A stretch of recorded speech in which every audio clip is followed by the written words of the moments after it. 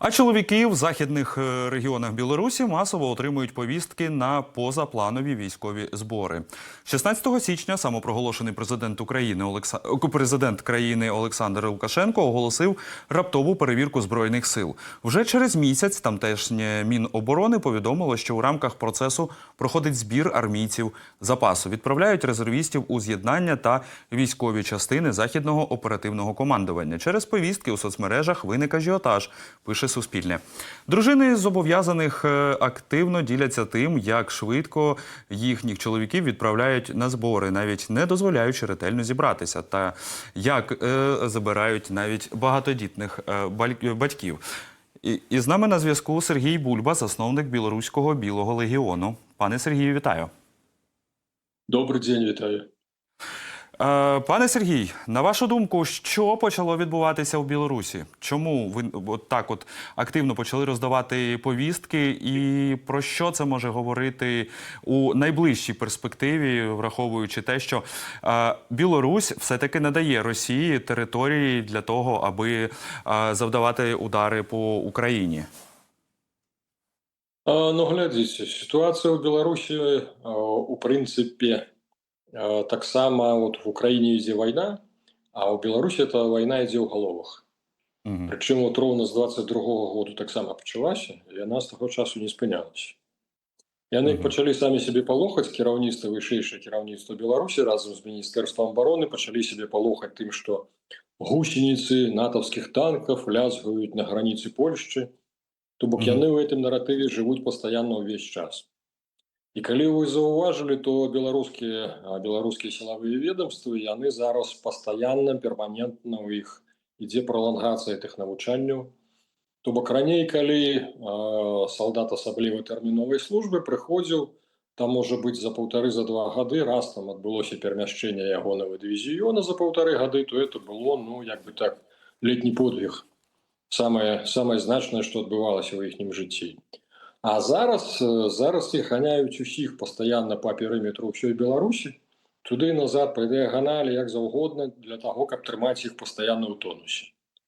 То бок прапаганда, вот той тэзіс, што запусціла, што Захад збіраецца на нас нападаць, то бок ён ужо як бы так устойлівы, ён упэўнены, усе упэўнены, што без вайны нам не абысціся, таму што вот злыя заходнікі прыйдуць у нас тут што-небудзь забіраць. Ну, напэўна, Лукашэнку не ведаю. Таму, глядзіце, повесткі насамрэч рассылаюць не толькі ў Гродненскай вобласці, іх рассылаюць паўсюль. Як бы так, Гродненскі военкамат якраз, відаць, выдзяляецца асаблівай выканаўчай дысцыплінай. То бок, ну, давайте реально глядзець, Беларусь на сённяшні дзень это кавалак, вот заморожены кавалак Савецкага Саюза. Да, і таму яны як бы так, яны некалькі разоў паспрабавалі рассылаць гэтыя позвы на зборы за пару тыдняў, за месяц. Яны паглядзелі, што яўка пры такім раскладзе, ну, недзе адсоткаў 20-25, не более. То бок не вельмі ахвотна беларусы адгукаюцца на вот эту прапанову. Таму яны пайшлі, як бы так эксперыментуюць, а што будзе, калі вот дзень у дзень, і просто, вот, что называется, у руки вручыць, каб у яго не было магчымасці адкруціцца. То бок, это ніяк не звязана з тым, што яны збіраюцца вот этих людей заганяць на вайну. Сергію, а от на вашу думку, ну це, напевно, велика класика, да, що будь-які протести в Білорусі, вони припиняються досить таки швидко, і ми всі знаємо, яким способом.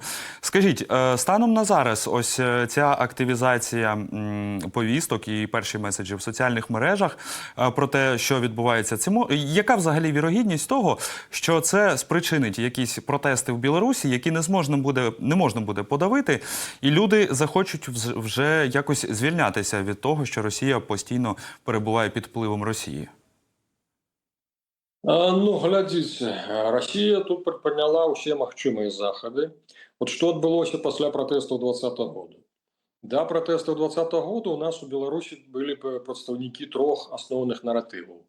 То бок, адсоткаў 25-30 это былі прадстаўнікі нацыянальнага наратыва, якія памяталі, што Вялікае княжество Літоўскае это наша прарадзіма, да. Скажем так, найбольшы сегмент это лукашэнкаўскія умоўныя БССР, это ягоны электорат. У прынцыпе, ён заўсёды меў адсоткаў 25-27. Это так, да. Памяркоўныя, якія ні туды, ні сюды. І трэці наратыў – это былі рускамірскія, якія складалі літаральна 5-7%. Але ж яны актыўныя, яны карыстаюцца падтрымкай Расіі.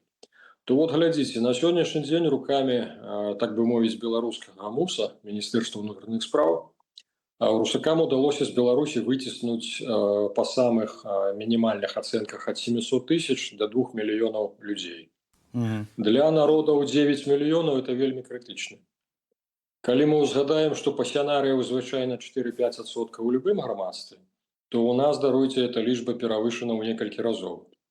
То бок фактычна на сённяшні дзень прадстаўнікі нацыянальнага наратыву, яны хто ў турмах, хто выгнаны за межы Беларусі, і засталіся на сённяшні дзень па сутнасці БССРаўскія супраць адзін на адзін сам-насам якраз з гэтымі рускамірскія.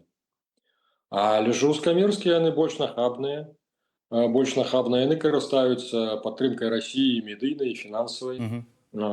І это прывяло да таго, што Лукашенко на сённяшні дзень ён ужо не здольны прарэжваць якраз вот эту прарасійскае кубло это ў сілавых структурах. Вот глядзіце, у нас, напрыклад, усе ўпэўнены, што генерал Вольфович, сакратар Рады бяспекі сённяшняй нашай, што ён так у Беларусі жартуе, што ён мае свой кабінет на Лубянцы ў Маскве. Але ж Лукашенко нічого не можа зрабіць. І тым больш сімптаматычна, вельмі сімптаматычна, што навучанне вот зараз аб'яўляў менавіта Вольфович, да, спасылаючыся на Лукашенко, але ж тым не менш такое ўражанне, што менавіта яго прывучаюць у гарызанталі да кіравання сілавымі структурамі. Вот у чым бяда. Тобто виходить, що Лукашенко він заручник положення, яке сам же і створив? Так, абсолютно. Да яго толькі зараз пачало даходзіць тое, што пры заключэнні саюзнага дагавору ў 96-м годзе, тады мы таксама пратэставалі, тады і ў Мінску выходзіла і па 50 тысяч і болей супраць саюзу з Расіяй. То бок, разумееце, да Лукашэнкі тады не даходзіла тое, што падпісваючы дагавор з Расіяй, это білет у адзін канец. Всё. А зараз і да яго пачынае даходзіць, што ўсё ж такі Расія збіраецца паглынуць. Чаму ён літаральна днямі выступаючы заявіў, што у нас няма сяброў, то бок мы адны, няма на каго разлічваць, толькі на сябе, таму што да яго дайшло, што ўсё ж такі Расія паступова паслядоўна вядзе Беларусь да паглынання. У гэтым плане, што вы запытваецеся, наколькі магчымыя пратэсты, глядзіце, я не здарма сказаў, што беспрэцэдэнтная хваля была пасля 2020 году, дагэтуль людзей сажаюць за пратэсты 2020 года. То бок Лукашенко, калі з Трампам пачаў этой гульні па абмену, як Трамп нават не хаваў, ён не называў іх палітвязнямі, ён іх называў закладнікамі, заложнікамі. Да. То вот Лукашенко, калі адчуў, што зноўку работаргоўля зноўку прыносіць свае дывідэнды, то ён даў каманду пралангіраваць так званую народны артыкул крымінальнага кодекса, за які народ сажалі за пратэсты.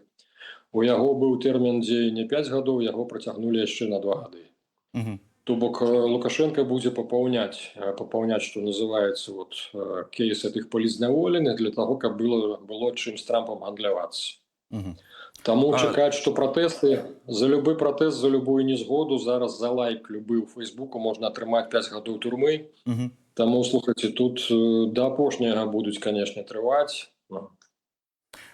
Сергію, у нас, на жаль, стиснутий обмежений ефірний час. Буквально 2-3 реченнями. Що ви думаєте про те, що Україна саме зараз ввела санкції проти Лукашенка? І, на вашу думку, зустріч Володимира Зеленського з Тихановською про що можуть говорити? Будь ласка, стисло. Сцісла, глядзіце, я вітаю адрасныя санкцыі не супраць беларускага народу, а менавіта адрасныя і менавіта на Лукашенку. Так, это раз. По-другое, буду шчыры, Тихановская ў Беларусі зараз не карыстаецца ні падтрымкай ніякай, ні папулярнасцю, таму да, яе звыкла цягаюць. Мы шчыра на дыяспара, нацыянальна арыентаваныя беларусы чакалі, што з заканчэннем тэрміну кадэнцыі Тихановскай ў 25-м годзе яна як бы знікне, що називається, з палітычнай паверхні. Але ж чамусьці, ну вот усе вырашылі, што яна зручная, нікому не замінае, з ёй селфі зрабілі, і на этом усё як бы. Зрозумів. Сергію, я вас дякую вам за приділений час і нагадаю, що з нами на зв'язку Сергій Бульба, засновник Білоруського Білого легіону.